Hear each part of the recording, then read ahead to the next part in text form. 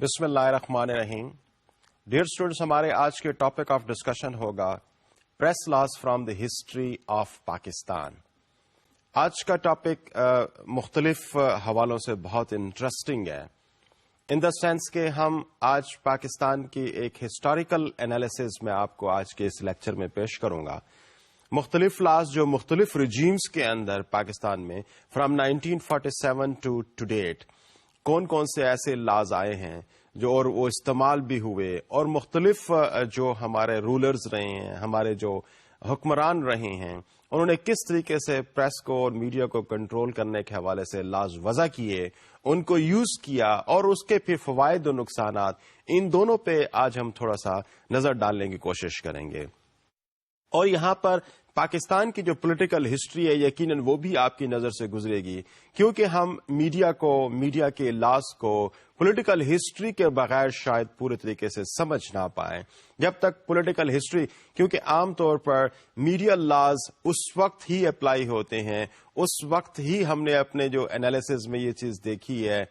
کہ اس وقت ہی پاکستان میں انٹروڈیوس ہوئے اور ان کو ایکسیسولی استعمال کیا گیا جب پالیٹکس کے اندر پرابلم تھا. تو پولیٹیکل انسٹیبلٹی عام طور پر انوائٹ کرتی ہے اسٹیٹ کو کہ وہ میڈیا کی فریڈم کو کرب کرے، میڈیا کو کنٹرول کرے، کرٹیسزم کو ختم کرے. یہ وہ صورتحال ہوتی ہیں عام طور پر جب لاز کی سب سے زیادہ ضرورت پیش آتی ہے. لیکن میں پاکستان کی ہسٹری کو 1947 سے ذرا پیچھے ایک پریمبل آپ کو دینا چاہوں گا، ایک پرولوگ آپ کو دینا چاہوں گا کہ پاکستان بننے سے پہلے کی صورتحال کیا تھی، اور امیڈیٹلی جب اگست 1947 کے اندر پاکستان وجود میں آ جاتا ہے تو اس وقت کس طرح سے پریس اور گورنمنٹ کے درمیان میں ایک ریلیشن شپ ڈیولپ ہوتا ہے، اور اس ریلیشن شپ کے ریزلٹ میں کس قسم کے میڈیا لاز جو ہیں وہ جنم دیتے ہیں، کس قسم کے ایکٹس پروملگیٹ ہوتے ہیں، اور کس قسم کی صورتحال میں ان ایکٹس کو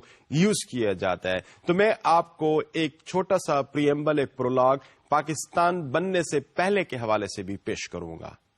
ڈیئر اسٹوڈینٹس، آپ اگر پچھلے لیکچرز کو فالو کرتے ہوئے آ رہے ہیں تو ہم نے پریس ایکٹ 1910 کی بات کی تھی کہ یہ وہ ایکٹ تھا جو کہ برٹش رولرز نے، جو کہ فارن رولرز تھے اس سب کانٹیننٹ کے اندر، انہوں نے میڈیا کی جو بڑھتی ہوئی کرٹیسزم ہے، میڈیا کا جو سوسائٹی کے افیئرس کے اندر بڑھتا ہوا رول ہے، اس کو کنٹرول کرنے کے لیے اور میڈیا کی ایکٹیویٹیز کو اگینسٹ دا برٹش ریجیم ختم کرنے کے لیے انہوں نے یہ ایک لا انیشیٹ کیا تھا 1910 میں، جس کو پریس ایکٹ کہا جاتا ہے. اور پریس ایکٹ کو جو اب تک جو ہسٹری ہمارے پاس اس سب کانٹیننٹ کے اندر لاز کے حوالے سے اویلیبل ہے، اس حوالے سے اس کو سب سے زیادہ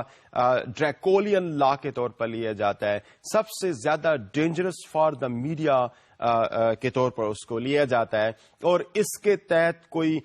جیسے میں پیچھے بھی بتا چکا ہوں آپ کو کہ 1990 سے زیادہ نیوز پیپرز کے خلاف ایکشن لیا گیا، ہنڈریڈز آف نیوز پیپرز جو ہے وہ کلوز ڈاؤن کیے گئے، اور ہنڈریڈز آف جرنلسٹ کو امپریزن کیا گیا اس لا کے تحت. اور یہ وہ صورتحال تھی، یہ وہ ٹائم تھا جہاں پر اس ریجن کے اندر، اس سب کانٹیننٹ کے اندر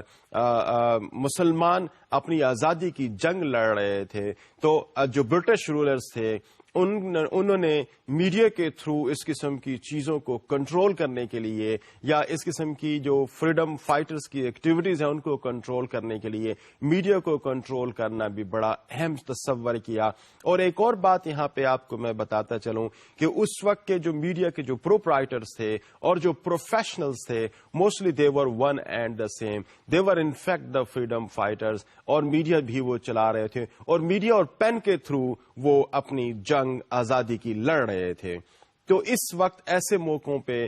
انگریز کے لیے یہ بڑا اہم تھا کہ وہ میڈیا کو کنٹرول کرے، کیونکہ freedom fighters were using media as an effective tool to criticise the activities of the government. اور اگر یہ دیکھیں کہ صرف اور صرف یہ پریس ایکٹ 1910 کا ایکٹ نہیں تھا، اس میں جو فیروسٹی ہے، اس کے اندر جو اسٹرینگتھ ہے وہ ایڈ کرنے کے لیے، اس کی جو ایکٹیویٹیز ہیں ان کو اسٹرینگتھن کرنے کے لیے فردرز بھی لا بفور پارٹیشن انٹروڈیوس کرائے جاتے رہے اور مختلف ہیلے بہانوں سے جرنلسٹ کو اور میڈیا کی ایکٹیویٹیز کو کنٹرول کیا جاتا رہا. مثال کے طور پر جو پبلک سیفٹی آرڈیننس ہے وہ پیش کیا گیا 1930 کے اندر. پریس آرڈیننس بھی اگین 1930 کے اندر پیش کیا گیا. میں آپ کو اگر ڈیفینس آف انڈیا ایکٹ کی بات کروں جہاں پر بہت سارے ایسے سیکشنز اویلیبل ہیں جو میڈیا کی آزادی کو کرب کر رہے تھے. In fact these were the provision, some of the provisions were used to inflict atrocities on the media, on the journalist, and overall it affected the freedom of the media in the area, in the region, in the subcontinent. اس کے علاوہ اگر ہم central publicity board کو دیکھ لیں تو اس کے اندر بھی بہت ساری پروویژنس تھی. اور پھر پریس ایکٹ 1992 ری انٹروڈیوس کرایا گیا مزید اسٹرنجنٹ کر کے. اس کے علاوہ 1931 میں جو پریس ایمرجنسی پارز ایکٹ پیش کیا گیا, again that added insult to the injury, اور بہت سارے media organisations because of this law they were close down. Similarly جو کرمنل لا امینڈمنٹ ایکٹ ہے 1932 کا, اس کے اندر بھی بہت ساری پروویژنز ایسی اویلیبل تھیں کہ جو میڈیا کے لیے بڑی ڈیزاسٹرس تھیں, that dented the activities of the media organization, اور ان کی آزادی کو پورے طریقے سے سلب کر لیا گیا. لیکن ڈیئر اسٹوڈنٹس, میں آپ کو یہاں پہ یہ بتاتا چلوں کہ یہ وہ وقت تھا جب پاکستان کے حوالے سے جو موومنٹ تھی, ایک سیپریٹ ہوم لینڈ کے حوالے سے جو موومنٹ تھی, وہ بڑی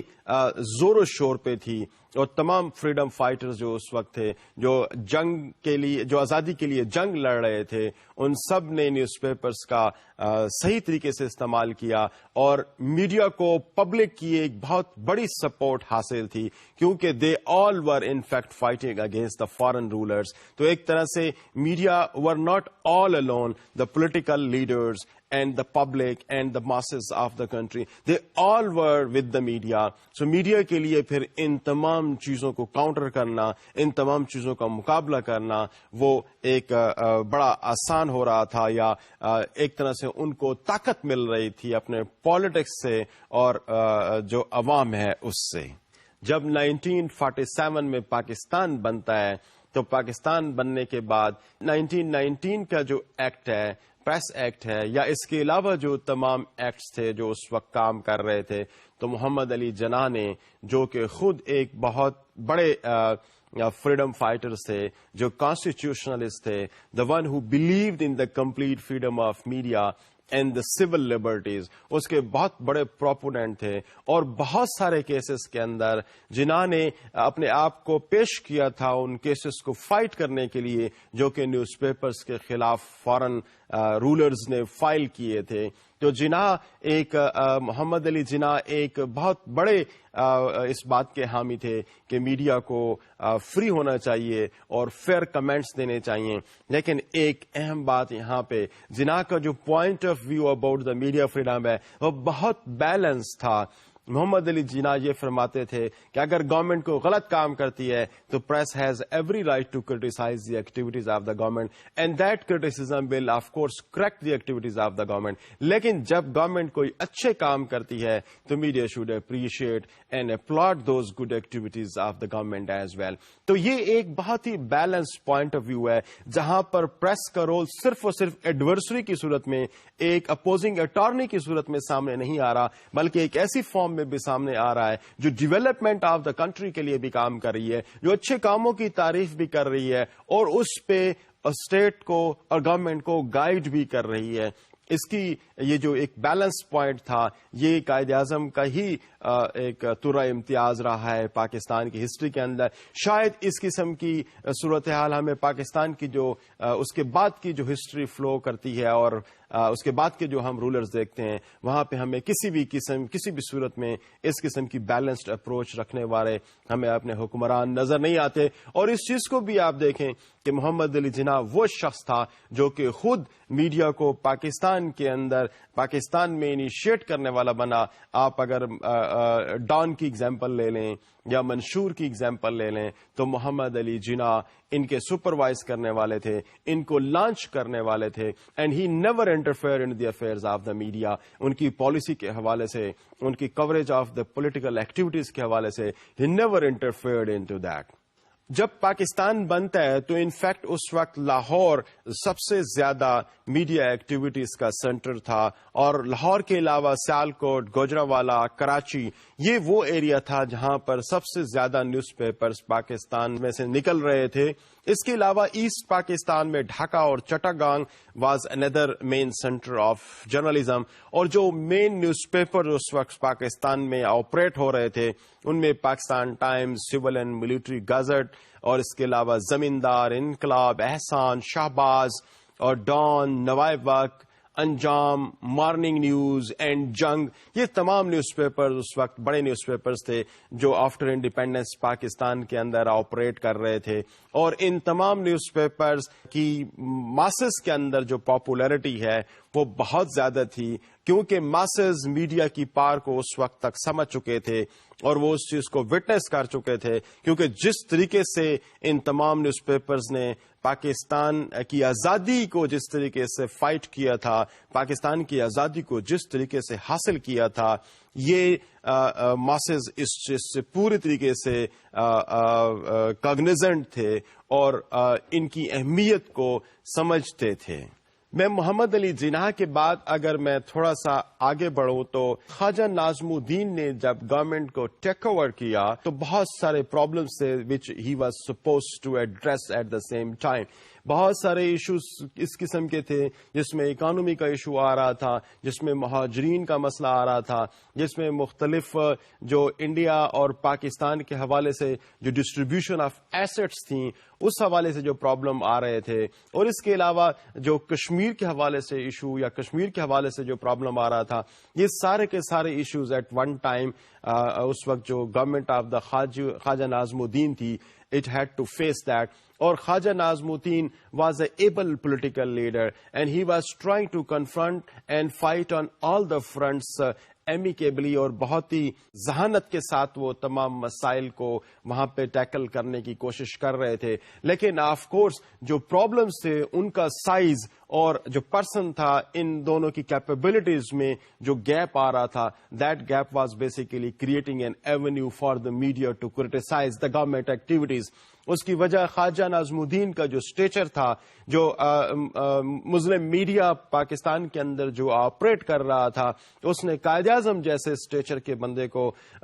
دیکھا ہوا تھا. تو اس کے بعد جب خواجہ ناظم الدین آتا ہے تو ایک طرح سے ایک ڈس اپوائنٹمنٹ سی نظر آتی ہے، ایک طرح سے کچھ ایسی صورتحال نظر آتی ہے جہاں پہ ان کو یہ محسوس ہوتا ہے کہ probably government is not performing its activities and its functions well, کیونکہ they had Mr Jinnah as the icon that was setting examples for them. While after him جب خواجہ ناظم الدین آتا ہے تو شاید وہ اتنی ایمیکیبلی اور اتنی ایفیشینٹلی اور اتنے کیپیبلٹی کے ساتھ پرابلمس کو حل نہیں کر رہا تھا. اس وقت ایک فیمین لائک سچویشن سے پیدا ہو گئی، پاکستان کے اندر بہت ساری چیزوں کی قلت پیدا ہو گئی، تو گورنمنٹ کے لیے ان تمام چیزوں کو ہینڈل کرنا مشکل ہو گیا. تو پریس نے جو کرٹیسائز کر رہی تھی میڈیا کو اس کی ایکٹیویٹیز کے لیے، انہوں نے خواجہ ناظم الدین کو قائد قلت کا خطاب دیا. اور یہ اس وقت ہوا کہ جب کنٹری کے اندر وہ جو اپوزنگ فورسز تھیں وہ کوئی بہت زیادہ پائی جا رہی تھیں، جو اسٹیٹ آف افیئرز بارڈرز پہ تھی وہ بھی کوئی خوشکن نہیں تھی. تو اس حوالے سے میڈیا کی جو بڑھتی ہوئی کرٹیسزم تھی، یہ اس وقت کے گورنمنٹ نے یہ محسوس کیا کہ اس کرٹیسزم کو مائلڈ کرنے کی ضرورت ہے، اس کرٹیسزم کو کنٹرول کرنے کی ضرورت ہے. اور یہ وہ وقت تھا کہ جس کی رزلٹ میں central special powers act impose کیا گیا پاکستان کے اندر. اور ڈیئر اسٹوڈنٹس، اس کو جب یوٹیلائز کیا گیا زمیندار کے خلاف، مولانا ظفر علی خان کے نیوز پیپر کے خلاف، جو کہ ایک بہت اچھے فریڈم فائٹر کی صورت میں پری پارٹیشن اپنا رول پرفارم کر رہا تھا، لیکن خواجہ ناظم الدین کے دور میں جب یہ جو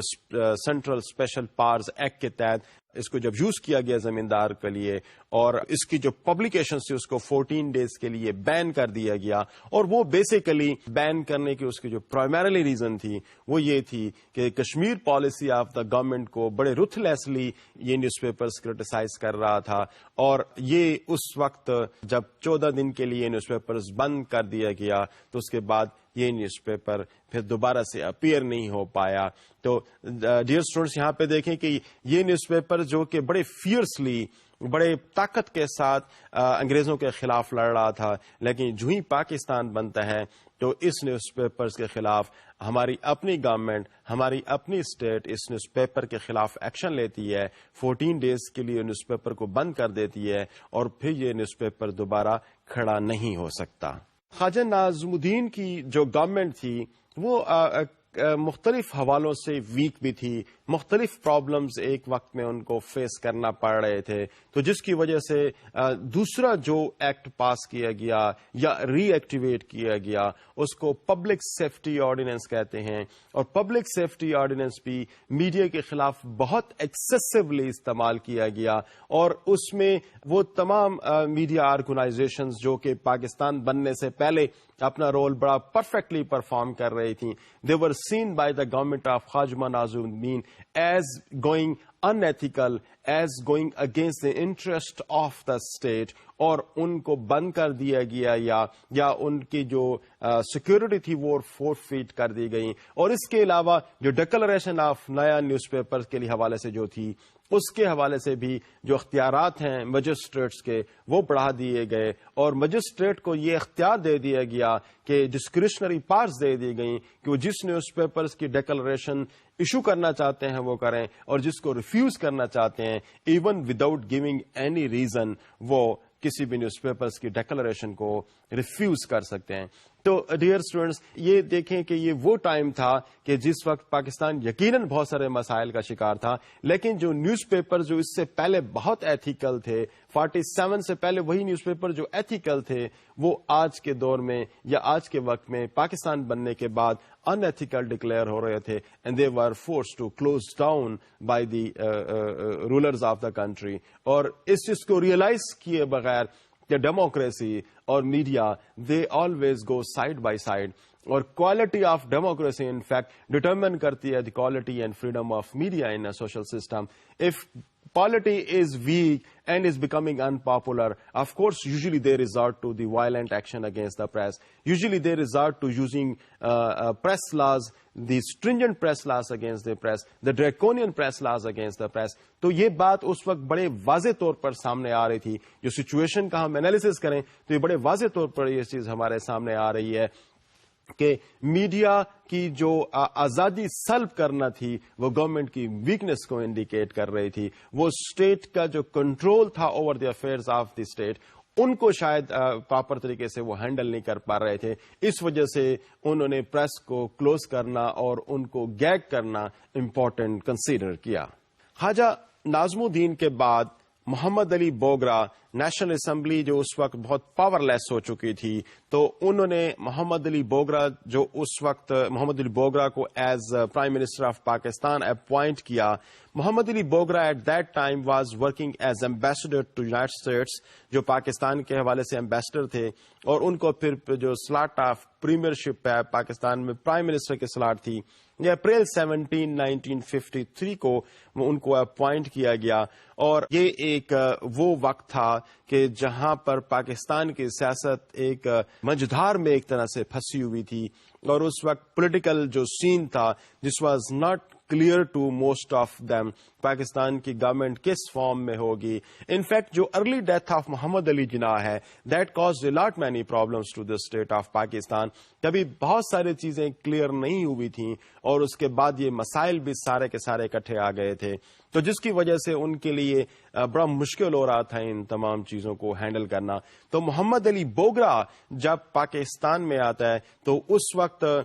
ایک لا جو پبلک سیفٹی ایکٹ جو 1948 میں تھا اس کو وہ ری ایکٹیویٹ کرتے ہیں. پاکستان سیکورٹی ایکٹ آف 1952 وہ انٹروڈیوس کراتے ہیں، اور آفیشل سیکریٹ ایکٹ جو 1923 میں انٹروڈیوس ہوا تھا اس کو بھی ری ایکٹیویٹ کر دیتے ہیں. تو ڈیئر اسٹوڈنٹس ذرا آپ اس چیز کو سمجھنے کی کوشش کریں کہ وہ لاز، وہ ایکٹس جو کہ انگریز دور کے تھے، جو کہ ایک فارن رولر، جو کہ ایک باہر کا آیا ہوا رولر استعمال کر رہا تھا اور ڈکٹیٹوریلی اس کو وہ استعمال کر رہا تھا، اس کو وہ فریڈم کو کرب کرنے کے لیے استعمال کر رہا تھا. After independence of course Pakistan got independence, لیکن میڈیا جو ہے اس کی independence again was a question, it was again an enigma, because کہ جو رولز اور ریگولیشنز میڈیا کے حوالے سے صرف اور صرف جو very short span of time جس میں محمد علی جناح پاکستان کے حکمران رہے لیس دین اے ایئر، اس ٹائم کے علاوہ باقی سارا وقت جو نظر آتا ہے اس میں وہ سارے کے سارے رولز اور ریگولیشنز اور لاز اور ایکٹس جو کہ اس سے پہلے انگریز دور میں استعمال ہو رہے تھے پریس کے خلاف یا پریس کی فریڈم کو کرب کرنے کے حوالے سے، they were all in action then. جن لاز کی میں آپ کو ابھی بات کر رہا ہوں یہ انفیکٹ انگریز دور کے ایکٹس تھے اور ان کو گورنمنٹ آف پاکستان نے ری ایکٹیویٹ کر لیا تھا. تو اس کے ساتھ جو پریمس جو ہمیں سمجھ آتا ہے وہ یہ کہ جس طریقے سے میں پہلے آپ کو بتا چکا ہوں کہ انگریز پریس کو ایز اینیمی لے رہا تھا because press was a freedom fighter, press was freely criticising the activities of the government and press was in fact fighting for the freedom of the country. اب یہاں پر جب یہ لاز دوبارہ سے ایکٹیویٹ ہوئے ہیں تو پروبلی جو حکمرانوں کے ذہن میں جو بات تھی وہ وہی تھی کہ press is enemy to the state, press is incapable of understanding the precarious situation in the country. اس کے اندر وہ پوٹینشیل نہیں ہے کہ ملک کی ایکٹیویٹیز کو صحیح راہ پہ ڈالنے کے لیے گورنمنٹ کی ہیلپ کر سکیں. تو اس کو فریڈم دینا ہے انفیکٹ اپنے لیے ایک اینیمی جنریٹ کرنے کے مترادف ہوگا. اسی پرسپیکٹو میں پھر یہ تمام لاز جو کہ انگریز دور میں پہلے اویلیبل تھے وہ دوبارہ سے ایکٹیویٹ کر لیے گئے. یہاں پہ میں آپ کو مارچ 6 1953 کے حوالے سے بھی ایک سچویشن آپ کو بتانا چاہوں گا کہ 1953 میں لاہور میں ایک طرح سے منی مارشل لا کا نفاذ ہو جاتا ہے اور لاہور میں مارشل لا امپوز کر دیا جاتا ہے اور وہاں کا جو آفیسر کمانڈنگ تھا جب گورنمنٹ سے یہ صورتحال یا پولیٹیکل سچویشن پوری طریقے سے محمد علی بوگرا صاحب اس کو کنٹرول جب نہیں کر پائے تو لاہور کے اندر مارشل لا کا نفاذ ہو گیا 1953 مارچ میں. اب یہ وہ وقت تھا کہ جب مارشل لا نافذ ہو جاتا ہے تو جیسے میں آپ کو بتا چکا ہوں کہ دیر ور 3 مین سینٹرز آف میڈیا ایکٹیویٹیز ان پاکستان. ایک جو ایسٹ پاکستان میں بنگال اور چٹاگانگ کا علاقہ بنتا ہے تو پاکستان میں 2 سینٹرز تھے، کراچی اور لاہور. اور لاہور میں مارشل لا کا نفاذ ہونے سے مراد یہاں پہ یہ ہے کہ لاہور میں وہ تمام ایکٹیویٹیز جو میڈیا اپنی فریڈم کے حوالے سے ایکسرسائز کر رہا تھا دیٹ سیز ٹو ایگزسٹ اور میڈیا کمپلیٹلی ایک طرح سے اس کی آزادی یوزرپ کر لی گئی. This was very first time that the martial law or the military regime was coming into politics. So military was not in a position to face any kind of criticism from any corner. So that's why they had to close down all the mouths, all the outlets which could capable of causing any kind of criticism on the activities of the government. اور جو اس وقت کی صورتحال تھی press کے لیے بھی یقیناً وہ صورتحال کافی نئی تھی اس حوالے سے کہ they were first time seeing a dictator in uniform. اس سے پہلے انہوں نے فارن رولرز کو تو دیکھا تھا لیکن کسی یونیفارم کے اندر ایک ڈکٹیٹر کو نہیں دیکھا تھا. تو ایک طرح سے this was a sort of new experience for the military to come in civil politics or civil affairs and the media to confront a military person, a person in uniform. So this was in fact an absolutely new situation for the media as well as for the military. That's why اس صورتحال کے اندر جو جنم لیا جو جن چیزوں نے وہ سارے کے سارے وہ لاز تھے انفیکٹ جہاں پر کمپلیٹ سینسرشپ ایک طرح سے آپ کہہ سکتے ہیں کہ وہ میڈیا جو لاہور سے اوریجنیٹ ہو رہے تھے جو لاہور سے آپریٹ ہو رہے تھے وہاں پر کمپلیٹ سینسرشپ امپوز کر دی گئی. میڈیا میں کوئی ایسی خبر یا کوئی ایسی چیز جو ہے وہ نہیں آ سکتی تھی جس کو پہلے سے ویٹ نہ کر لیا جا رہا ہوتا، جس میں سینسر جس کو پہلے نہ کر لیا جا رہا ہوتا. بعض نیوز پیپرز نے اس حوالے سے بڑے خوبصورت سٹائل میں اس بات کا احتجاج بھی کیا کہ جب ایک پورا کا پورا پیج ملٹری آفس میں جاتا اور وہاں سے جب واپس ہوتا تو اس میں سے کچھ نیوز آئٹمز جو کہ اس وقت کے جو مارشل لا آفس کے لوگ تھے وہ سمجھتے تھے کہ اگینسٹ دا گورنمنٹ جا رہے ہیں، وہ ان کو ریموو کر دیا کرتے تھے. تو نیوز پیپرز بجائے اس کے کہ ان کو پراپرلی فل کرے اس جگہ پہ کوئی اور نیوز آئٹم لگائے، وہ ان کو ویسے ہی پبلش کر دیے جاتے with the empty spaces on front back and some time in the inner pages of the news papers. تو ڈیئر اسٹوڈینٹس، یہ وہ وقت تھا کہ جب فرسٹ ٹائم میڈیا کو اس قسم کی سچویشن فیس کرنا پڑ رہی تھی، جہاں پہ ان کا کلوجر بھی ہو رہا تھا، جہاں پہ ان کی جو کنٹینٹس تھے وہ بھی سینسر ہو رہے ہوتے، اور plus they were seeing a different kind of ruler, that too in uniform. اس کے بعد ڈیئر اسٹوڈنٹس جو اہم رجیم آتا ہے وہ جنرل ایوب خان کا رجیم ہے. ایک طرح سے جو ایک ریلش جو مل چکا تھا ملٹری کو سول افیئرز میں انٹروین کرنے کا اور سول لبرٹیز کو ختم کرنے کا، وہ ایک فل فلیج کنٹری میں یعنی پورے کے پورے فل لیول پہ جنرل ایوب خان نے جب مارشل لا امپوز کیا آن اکتوبر 27 1958 اس فارم میں پوری قوم کو نظر آیا. اور جنرل ایوب خان نے اس وقت اسکندر مرزا جو اس وقت گورنر جنرل اور اس وقت جو پریزیڈنٹ آف پاکستان تھے اس کو آؤٹس کر دیا، and he declared himself as the emancipator, as the saviour of the country, by claiming that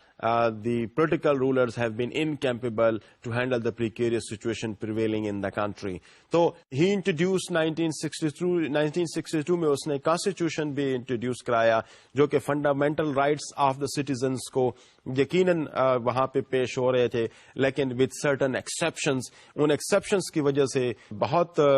come space media کے لیے رہ گئی تھی کہ میڈیا اپنی اس آزادی کو انجوائے کر سکتا. اور اس کے علاوہ جوڈیشری کے حوالے سے بھی فریڈم تھی جوڈیشری کو، وہ نہیں تھی، اور اس کی انڈیپینڈنس واز کمپلیٹلی یوزربڈ. اور جو اپوائنٹمنٹ آف چیف جسٹس ہو گیا یا ججز of the supreme court and high court, that was in fact in the hands of the president under this constitution, جس کی وجہ سے جو جوڈیشری کی انڈیپینڈنس نہ ہونے کی وجہ سے میڈیا کے پاس بھی کم اسکوپ اس بات کا بنتا تھا کہ وہ مارشل لا کے ریگولیشنز ہو گئے یا اس قسم کے جو پریس لاز ہیں ان کے حوالے سے وہ اپنی جو کمپلینٹس ہیں وہ میڈیا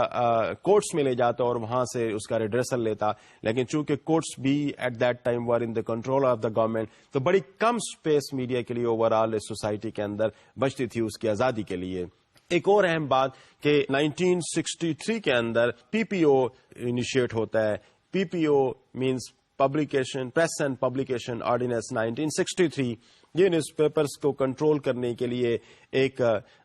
بہت ہی اہم لا ہے جو پاکستان کی ہسٹری میں انٹروڈیوس ہوا. اور جب یہ انٹروڈیوس ہو جاتا ہے تو نیوز پیپرز ور کمپلیٹلی شیکلڈ، ان کی تمام ایکٹیویٹیز جو ہیں وہ کنٹرول ہونا شروع ہو گئیں. جرنلسٹ کو سزائیں اس کے تحت دی گئیں، نیوز پیپرز کو کلوز ڈاؤن اس کے تحت کیا گیا. اور یہ آرڈیننس دوبارہ سے ری انٹروڈیوس کرایا گیا 1964 کے اندر. تو ڈیئر اسٹوڈینٹس، یہ 1963 اور 1964 میں یہ جو آرڈیننس آتا ہے یہ پھر ان ابیٹڈ چلتا رہتا ہے. مستقل اس پہ اس طرح سے ایکشنز جو پریس اور جرنلسٹ کے خلاف لیے جاتے ہیں، ان سے سیکورٹی ڈیمانڈ کی جاتی ہے. جو پچھلی سیکورٹی ڈپازٹ کی ہوئی تھی وہ 4 فیٹ کی جاتی ہے. اور یہ 20 ایئرز تک اس طریقے سے چلتا رہا. اور 1984 کے اندر پہلی مرتبہ ایک عام انسان، ایک تمثیل Javed, he was a lawyer, وہ جا کے کورٹ میں اس چیز کے خلاف یعنی فیڈرل شریعت کورٹ میں اس لا کے خلاف، اس آرڈیننس کے خلاف جاتا ہے. اور اس وقت کی فیڈرل شریعت کورٹ اس پہ ججمنٹ دیتی ہے کہ this is against the Islamic sharia and law, اور اس کو گورنمنٹ کو آرڈر کرتی ہے کہ اس کو ریپیل کیا جانا چاہیے. ڈیئر اسٹوڈینٹس، میں آپ کے لیے یہ بات یہاں پہ عرض کرتا چلوں کہ یہ جو آرڈیننس ہے پاکستان کے کانسٹیٹیوشن کے تحت، چاہے وہ 1956 کا کانسٹیٹیوشن تھا یا 1973 کا کانسٹیٹیوشن، ایک آرڈیننس کی جو نارمل لائف ہوتی ہے وہ 120 ڈیز ہوتی ہے. اگر اس آرڈیننس کو آفٹر 120 ڈیز دوبارہ سے انٹروڈیوس نہ کیا جائے تو this doesn't seems to exist, اور سیز ٹو ایگزسٹ وہ نہیں پایا جا سکتا. اور اس کے علاوہ یا پھر اس کو نیشنل اسمبلی کے تھرو اس کو پاس نہ کرایا جائے. نیشنل اسمبلی سے پاس ہونے کے بعد that takes shape of an act. لیکن یہ لا کبھی بھی پاکستان کی کسی اسمبلی کے اندر پیش نہیں ہوا, but it was in use for 20 long years. بہت سارے نیوز پیپرز لا کے تحت کنٹرول کیے گئے, بہت سارے نیوز پیپرز کی ایکٹیویٹیز کو کنٹرول کیا گیا, جرنلسٹ کو پریزنٹ ہوئی, نیوز پیپر کلوز ڈاؤن کیے گئے, ڈیکلریشن بہت سارے نیوز پیپرز کے لیے ریفیوز کی گئی جسٹ بیکاز آف دس لا, اور اس لا کو چیلنج جا کے کہیں بہت دور آفٹر 20 ایئرز کیا جاتا ہے ان دی فیڈرل شریعت کورٹ. جنرل ایوب خان کے دور میں اسٹوڈنٹس جب 1965 کی وار شروع ہوتی ہے تو اگین کنٹری واز ان دی وار, اور ایسی صورتحال میں بڑے اسپیشل سرکمسٹانسز ڈیولپ ہو جاتے ہیں. تو اس وقت پری سینسرشپ کا کانسیپٹ بھی انٹروڈیوس کرایا گیا کہ جو بھی چیز میڈیا کے اندر آئے گی that is required to be censored by the military government of the time. اس کے علاوہ ایک اور ٹرم یہاں پہ انٹروڈیوس کی گئی 1960 وار کے دوران میں, وہ تھا press advice system. I mean, ایسی کوئی بھی چیز جو کہ میڈیا میں اپیئر ہوتی ہے اینڈ دیٹ کرٹیسائزز دا گورنمنٹ, تو میڈیا کو گورنمنٹ جو ہے اس وقت ایڈوائس پیش کر سکتی تھی کہ یہ ایڈوائس جو ہے اس فارم میں ہوتی کہ میڈیا آئندہ سے اس چیز کو اس طرح سے کور کرے, یا کسی ایک چیز کو جس کو گورنمنٹ نہیں چاہتی کہ میڈیا کور کرے, اس حوالے سے اس جو انسٹرکشنز ہوتی تھیں وہ بڑی کلیئرٹی کے ساتھ پریس ایڈوائس سسٹم کے اندر پیش کی جا رہی ہوتی تھی. اس میں ایک اور انٹرسٹنگ بات جو جنرل ایوب خان کے دور میں سامنے آتی ہے وہ پی پی ایل کی لانچنگ تھی, یا پی پی ایل کا ایک انعقاد تھا جس کو پروگریسو پیپرز لمیٹڈ کہتے ہیں. یہ پی پی ایلز بیسیکلی ایک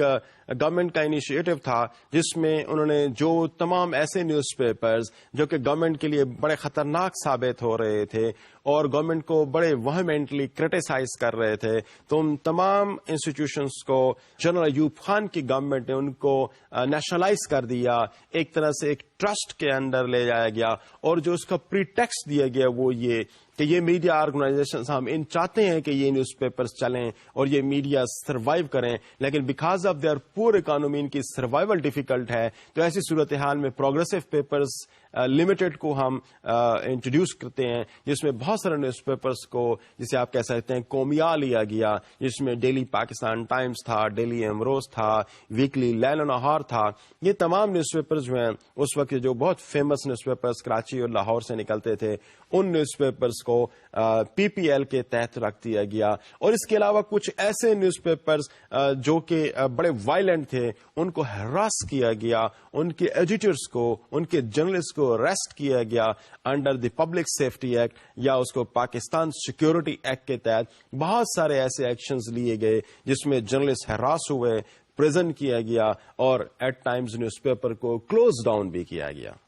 تو ڈیئر اسٹوڈینٹس, بڑی انٹرسٹنگ بات کہ جو پی پی ایل تھا پروگریسو پیپرز لمیٹڈ, اس کا گورنمنٹ نے ٹیک اوور کر لیا, سیکول اس کا اس طرح سے بنا, اور it was all done under section 2 of the Pakistan Security Act کہ section 2 گورنمنٹ آف پاکستان کو یہ اتھارٹی دیتا تھا کہ وہ اس قسم کی چیزوں کو نیشنلائز کر سکے. یہ وہ ٹائم تھا کہ جب تقریباً تمام نیوز پیپرز جو اہم اس پی پی ایل کے تحت کام کر رہے تھے ان کے جو امپورٹنٹ پرسن سے دے ریزائنڈ, ایڈیٹرز نے ریزائنس کر لیا, کیونکہ اس وقت اس میڈیا کی جو آزادی تھی, ان نیوز پیپرز کی جو آزادی تھی وہ کمپلیٹلی سلب ہو گئی تھی, اور نیوز پیپر صرف اور صرف ہینڈ آؤٹس پہ اور پریس ریلیزز پہ بیسیکلی بیس کر رہے تھے, اور گورنمنٹ کی ایکٹیویٹیز کو صرف پروموٹ کرنے کا باعث بن رہے تھے. تو آپ ڈیئر اسٹوڈنٹس ذرا غور کریں کہ جنرل ایوب خان کا دور دو باتوں سے بڑا اہم ہے. ایک تو جب یہ پروگریسو پیپرز لمیٹڈ تھا, اور دوسرا اس کے ساتھ جو لا, جو آرڈیننس انٹروڈیوس کرایا گیا, press and publication ordinance 1963 and then 1964, یہ دونوں بہت اسٹرینجنٹ ایکشنز تھے on part of the government to take against the press. Press کی آزادی کو پورے طریقے سے جسے آپ کہہ سکتے ہیں کنٹرول کرنے کا کام ان دونوں نے کیا, اور ان دونوں ایکٹس کی وجہ سے, ایکشنز آف دا گورنمنٹ کی وجہ سے نیوز پیپرز کمپلیٹلی پیرالائزڈ ہو کے رہ گئے. بہت سارے نیوز پیپرز کے ایڈیٹرز اپنی پوزیشن سے ریزائن کر گئے کیونکہ ان کو ہراس بھی کیا گیا, ٹارچر بھی کیا گیا. لیکن یہ this is not all in fact the story. اس کے ساتھ جو ایک اہم بات ہے وہ یہ کہ یہ وہ وقت بھی تھا کہ جب کچھ نیوز پیپرز جسٹس حاصل کرنے کے لیے جو کورٹس کی طرف جاتے ہیں اور کورٹ سے ان ایکشنز کے خلاف ریلیف مانگتے ہیں تو وہ بڑا انٹرسٹنگ ہے. میں یہ سمجھتا ہوں کہ نیوز پیپرز یقیناً ان تمام ایکشنز آف دا گورنمنٹ جو کہ ڈکٹیٹوریل تھے کنٹیسٹ کر رہے تھے, فائٹ کر رہے تھے, لیکن they were fighting against these all odds in tandem. وہ کلیکٹولی شاید اس پہ کوئی زیادہ کام نہیں کر رہے تھے. And they were not inviting at that time the other social forces, جو کہ جوڈیشری کی فارم میں ہو سکتا ہے, جو ماسز کی فارم میں ہو سکتا ہے. ان کو انوائٹ نہیں کر رہے تھے کہ وہ ان کے پاس آئیں اور ہیلپ کریں. اور میڈیا کی جو امپورٹنٹ ریسپانسبلٹی ہے گورنمنٹ کو کرٹیسائز کرنا, اکاؤنٹیبل کرنا, ایک واچ ڈاگ کا رول پلے کرنا, ان کے لیے ان انسٹیٹیوشنز کی ہیلپ جو ہے وہ شاید کوئی زیادہ نہیں لی جا رہی تھی. اور یہ بات بڑی ایویڈنٹ ہے اگر میں اس کو کوٹ کروں جسٹس دراز پٹیل کے ڈیسیجن سے جو ورڈکٹ آیا تھا, جس میں کچھ نیوز پیپرز کے خلاف جب ایکشن لیا گیا تو they move to court of law, اور اس پہ ایک بڑا مونومنٹل ڈیسیجن آیا تھا. میں یہ چاہوں گا کہ اس ڈیسیجن کے کچھ جو ایکسرپٹس ہیں وہ آپ کے سامنے پیش کیے جائیں, جو کہ ضمیر نیازی کی کتاب پریس ان چینز کے اندر بھی پائے جاتے ہیں. میں یہ چاہوں گا کہ یہ ڈیسیجن آپ کے لیے پڑھوں. Successive governments have harassed newspapers through this law. I have, however, not been able to understand why the press was so bewitched by this ordinance that it did not attempt to challenge orders passed under this for a decade and a half. Armed with this ordinance, successive governments took security from the newspapers, which criticized them, and then they threatened to cancel their license and forfeit this security if they continued criticizing the government. But the real question was whether the ordinance empowered the government to silence its critics. Why did not the press challenge the many illegal orders? The reason might be the hazards and the expenses of litigation. If newspapers do not take advantage of the restoration of fundamental rights in order to challenge the unreasonable provisions contained in the Press and Publication Ordinance, they will share the responsibility for the fetters imposed upon them by the government. Dear students, بہت ہی detailed یہ میں نے judgment تھی جو کہ press and publication ordinance پہ justice Dorab Patel نے دی تھی. اس میں بڑی کلیئرٹی کے ساتھ اور میرے خیال کے مطابق اگر اس کو دیکھیں تو یہ میڈیا کو ایک طرح سے کاشن بھی کیا جا رہا ہے اس جسٹس کے جو ورڈکٹ ہے اس کے اندر کہ میڈیا کس طرح سے ان تمام چیزوں کو برداشت کرتا رہا اس قانون کے تحت اور اتنے لمبے عرصے تک برداشت کرتا رہا. یعنی ایک ڈیکیڈ اور half decade more than 15 years they were all receiving the government orders under this law and then they were closed down, harassed. تو اس کی پرائمرلی وجہ شاید یہ بھی ہو سکتی ہے جس کو اس ورڈکٹ میں پیش کیا گیا ہے کہ میں بھی کہ اس کے جو نیگیٹو کانسیکوینسز ہو سکتے ہیں if they move to court of law the government will become more stringent and probably more volatile and active against the press. اور دوسرا یہ ہو سکتا ہے کہ جو لٹیگیشن پہ جو ایکسپینسز انوالو ہو سکتے ہیں, میڈیا چونکہ اس وقت کوئی بہت زیادہ فائنینشلی وائبل بزنس نہیں تھا, ان کی جو سورسز آف انکم تھے اس وقت وہ صرف اور صرف ایک طرح سے سرکولیشن ہی تھی, اس لیے کہ پرائیویٹ اکانومی اس وقت کوئی بہت اسٹرانگ نہیں تھی. تو مارکیٹ کی طرف سے ان کو جو ان کی بلڈ لائف ہے وہ ان کو نہیں مل رہا تھا. تو لائف بلڈ نہ ہونے کی وجہ سے in shape of finance from the private sector, so they were mostly relying on the aids coming from the government. اور نیوز پرنٹ کوٹا بھی ڈیفینیٹلی بڑا لمیٹڈ تھا. تو ایسی صورتحال میں ٹو کنفرنٹ دا گورنمنٹ یہ بڑا مشکل تھا ان کے لیے. تو may be justice Dorab Patel نے اپنی ورڈکٹ میں یہ بات کہا ہے, it may be because of the actions that could harm the media further and the kind of economy that the media had been going through. So these were in fact the reasons. اس کے علاوہ اگر میں ایوب خان, چونکہ وہ ایک بہت لمبا رجیم تھا almost 10 years, تو دو ایکشنز جو بڑے اہم تھے ان کو میں آپ کے سامنے بیان کر چکا ہوں. یہ تھرڈ ایکشن اس وقت کے گورنمنٹ کا تھا, وہ انفیکٹ نیشنل پریس ٹرسٹ کے قیام کا تھا. نیشنل پریس ٹرسٹ کا جو قیام ہے وہ اپریل 1964 میں وجود میں آتا ہے, اور اس پہ جو گورنمنٹ اس وقت جو اس ٹرسٹ کے حوالے سے جسٹیفیکیشن دے رہی تھی وہ یہ دے رہی تھی کہ we want to raise the standard of journalism and editorial policy. اور اس حوالے سے بہت سارے نیوز پیپرز کو، جس میں سے موسٹلی جو 12 ڈسٹنگوش نیوز پیپرز تھے جن کی سب سے زیادہ وائڈ سرکولیشن تھی، ان نیوز پیپرز کو اس ٹرسٹ کا حصہ بنایا گیا. اور اس ٹرسٹ میں بیسیکلی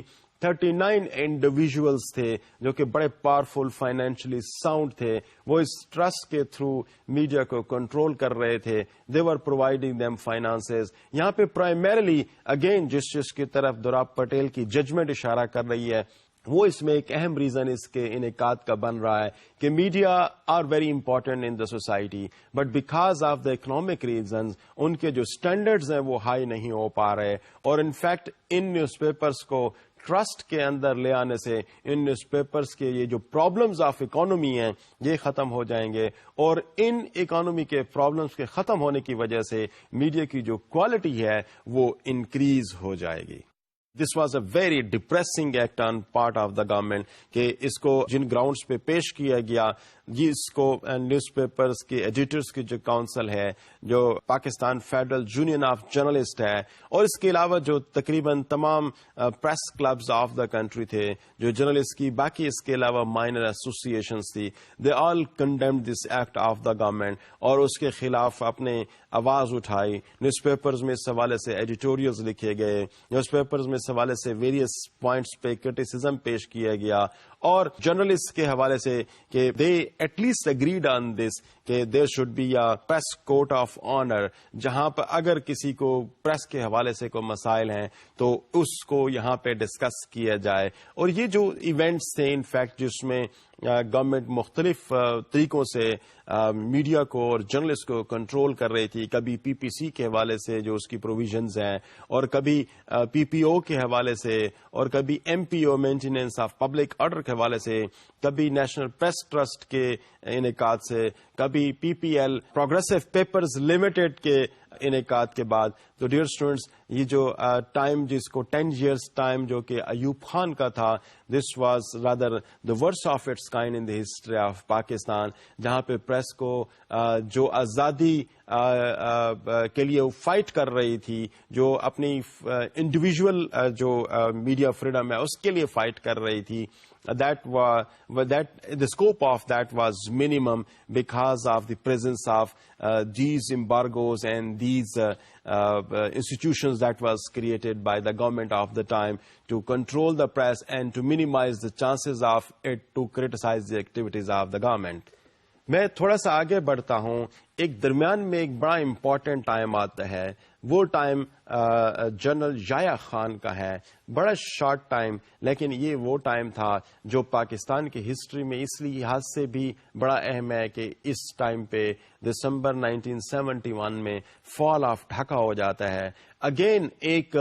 جو ملٹری رولر تھا general Ayub Khan, he was giving pass to another military ruler general Zia Khan. لیکن یہاں پر ان دونوں ملٹری رولرز کے درمیان میں فرق یہ رہا کہ اس وقت جب یہ جنرل ضیاء خان نے کنٹرول لیا تو جنرل ضیاء خان نے میڈیا کو کمپلیٹ فریڈم دینے کا اعلان کیا، اور ہر قسم کے ایسے لاز جو وہاں پہ استعمال ہو رہے تھے پچھلے رجیم کے اندر ان کو لفٹ کرنے کا اعلان کیا. یہ وہ ٹائم تھا کہ جہاں پہ میڈیا، کیونکہ پچھلے جب سے پاکستان بنا تھا اس وقت سے مختلف لاز کے تھرو میڈیا کو کنٹرول کیا جا رہا تھا، تو media was all together fettered, all together shattered. So وہ اس اپرچونٹی کو کیش نہیں کرا پایا، اور میڈیا اپنی ایکٹیویٹیز کو اسی طرح سے ہی پلے کرتا رہا جس طریقے سے وہ مختلف ملٹری ریجیمز میں جو پیچھے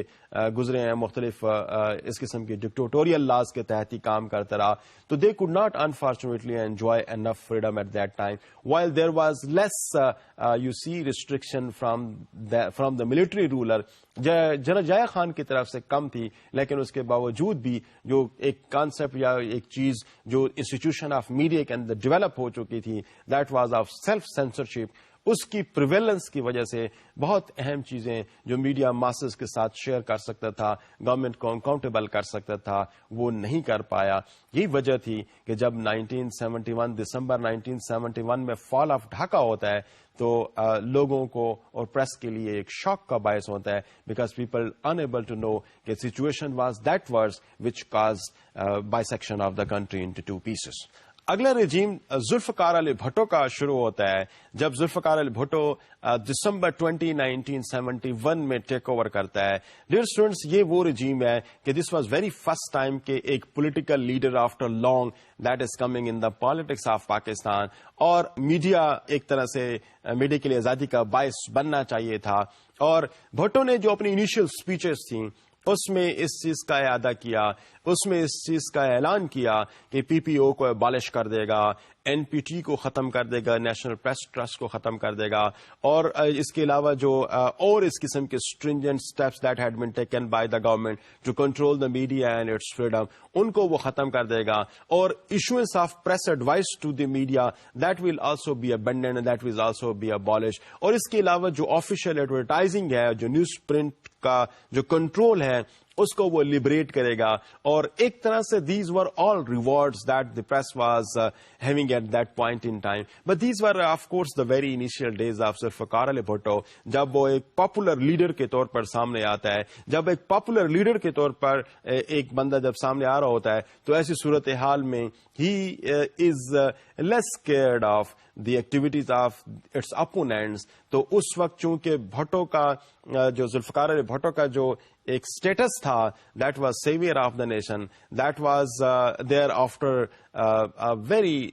big setback, I mean fall of Dhaka. اس کے بعد سے جب یہ اس قسم کی صورتحال میں کوئی جب لیڈر آ رہا تھا تو اس کی جو popularity that was at the highest at that time. تو that's why this was that leader was less cared of the media criticism. اس لیے وہ اس قسم کے تمام جو لاز پیچھے جو ملٹری رجیم کے اندر انیکٹ ہو چکے تھے اور آپریشنز میں تھے, ان سب کی ابالش کا اعلان کرتا ہے. لیکن اس میں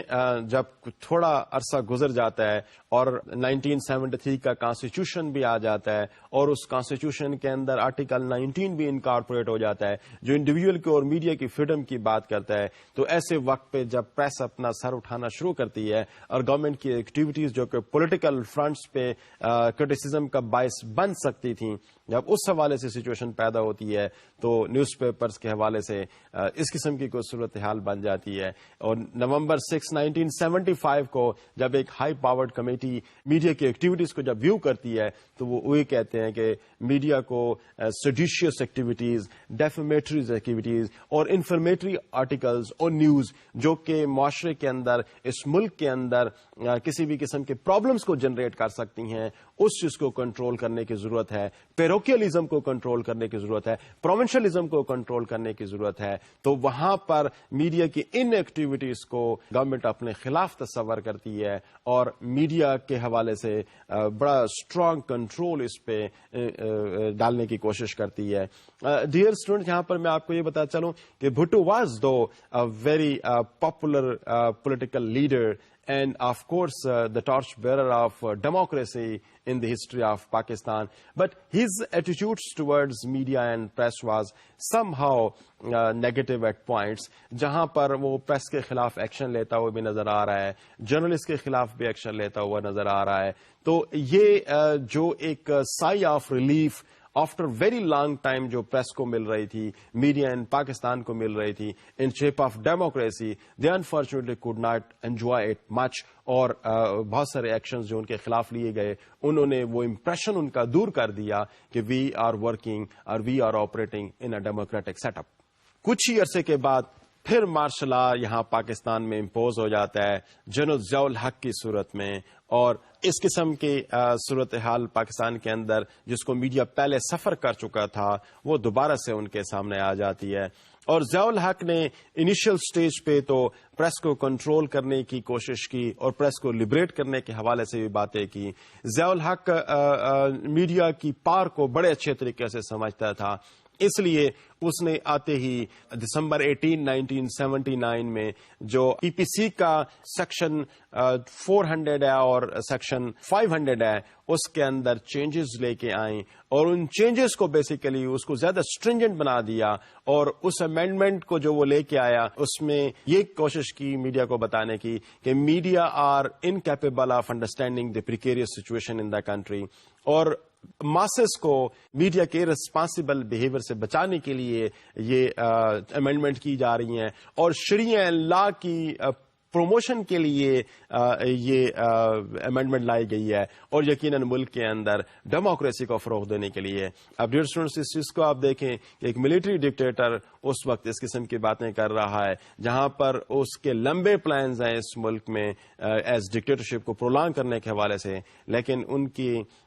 جو باتیں اس قسم کی تھیں کہ جسے یہ لگ رہا تھا کہ وہ پریس کو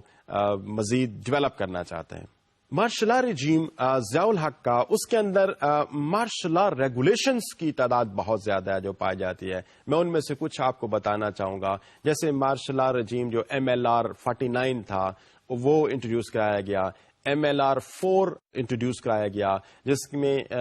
کسی بھی اس قسم کی پبلیکیشن جو کہ پروموٹ کرے گی فیلنگ آف اینمٹی اور hatred between the provinces and the classes and the various religious segments. اس کے علاوہ MLR 15 MLR 15 جو انٹروڈیوس کرایا گیا کہ ایسی پبلیکیشنز جو کہ اٹیمپٹ کریں گی اور انسائٹ کریں گی پبلک کے کسی سیکشن کو اور کوئی try to seek the territorial اور administrative dismemberment of the Pakistan, that will be considered as a punishable offense. تو MLR 49, MLR 4, MLR 15, similarly MLR 48 بھی انٹروڈیوس کرایا گیا. This was related to political news, کہ پولیٹیکل نیوز کی جو publication ہے وہ بھی اس کے انڈر جو ہے وہ پنشیبل کنسیڈر کیے جانے لگی, جو ملک کی پالیٹکس کے اندر کوئی ارتیاش پیدا کر سکے. آگے ہم چلتے ہیں تو ہمیں نظر آتا ہے کہ دو امپورٹنٹ پرسنز جو پاکستان کے اندر آتے ہیں جو پولیٹیکل لیڈرز کے طور پر نظر آتے ہیں, تو بے نظیر بھٹو اور میاں نواز شریف نظر آتے ہیں. تو بے نظیر بھٹو کا جو ٹائم تھا یہ وہ ٹائم تھا شی ٹوک اوور جب گورنمنٹ آفٹر ضیاء الحق, تو اس نے ایک طرح سے بہت سارے نیوز پیپر جو سندھ کے نیوز پیپرز بھی تھے اور باقی ملک کے سائڈ سے ان کو MPO کے تحت بین کر دیا. جس واز جون 29, 1995 جب ان نیوز پیپرز کو انڈر MPO بین کیا گیا. اور اسی طریقے سے جو RPPO ہے جو جنرل ضیاء الحق کے دور کے اندر registration of printing press and publication ordinance introduce ہوا تھا, اس کو اس نے ری انٹروڈیوس کیا اور نیوز پیپرز کی ڈیکلریشن اور نیوز پیپرز کے حوالے سے جو ان کی سیکیورٹی کے ایشوز ہیں یا ان کی پبلیکیشنز کے ایشوز ہیں وہ دوبارہ سے ری ایکٹیویٹ کر دیے گئے. بے نظیر کے بعد نواز شریف کا جو رجیم تھا وہ بھی کچھ اسی قسم کا رہا, جس میں مختلف سیکشنز جو ہیں وہ RPPO کے فارم میں بھی پائے جاتے رہے, اور اس کے علاوہ مختلف جو سیکشنز آف PPC ہیں جیسے سیکشن 124A ہو گیا, سیکشن 114 یا سیکشن 109 آف دا کانسٹیٹیوشن, ان کو استعمال کیا گیا اگینسٹ دا پریس. اور یہاں پہ ایک جو بہت غلط روایت ہمارے سامنے آتی ہے وہ کرپشن ان دا میڈیا بہت زیادہ عروج پہ جا پہنچتی ہے, بہت زیادہ اس پہ اس جو 10 سالہ تقریباً رجیم جا بنتا ہے جس میں Benazir Bhutto she appeared twice and Nawaz Sharif he also appeared twice. تو اس دوران میں مختلف طریقوں سے نیوز پیپرز کو کرپٹ کرنے کی کوشش کی گئی اور اس انسٹیٹیوشن کے اندر وہ پرابلمز پیدا ہوئے جو کہ پھر آنے والے وقت میں جو کہ آج کے دور میں ہمیں شاید بڑے کلیئرٹی کے ساتھ نظر آتے ہیں. تو جو لفافہ جرنلزم کا کانسیپٹ ہے, میڈیا کو برائب کرنے کے حوالے سے جو کانسیپٹ ہے, میڈیا کو جو جنکٹس کے حوالے سے ان کو باہر لے جانا اور وہاں پہ ان کو انجوائے کرانا اور پلاٹس دینا اور ان کے بہاف پہ میڈیا کی جو سینٹیمنٹس ہیں یا میڈیا کے جو کمنٹس ہیں اپنے فیور میں کرنا, اس قسم کی بہت ساری جو سلسلے ہیں وہ آپ کو ان دونوں رجیمز کے اندر بڑی کلیئرٹی کے ساتھ نظر آئیں گے. ڈیئر اسٹوڈینٹس, ہم آج اس پاکستان کی ہسٹری میں 1947 سے لے کر نواز شریف کے جو سیکنڈ رجیم ٹل 1999 اس وقت تک ہم نے دیکھا. اب اس کے علاوہ جو جنرل مشرف کا رجیم ہے اس کے اندر پریس لاز کیا ڈیولپ ہوئے ہیں, ہم اگلے لیکچر میں انشاءاللہ اس حوالے سے بات کریں گے. اس وقت تک کے لیے اجازت, اللہ حافظ.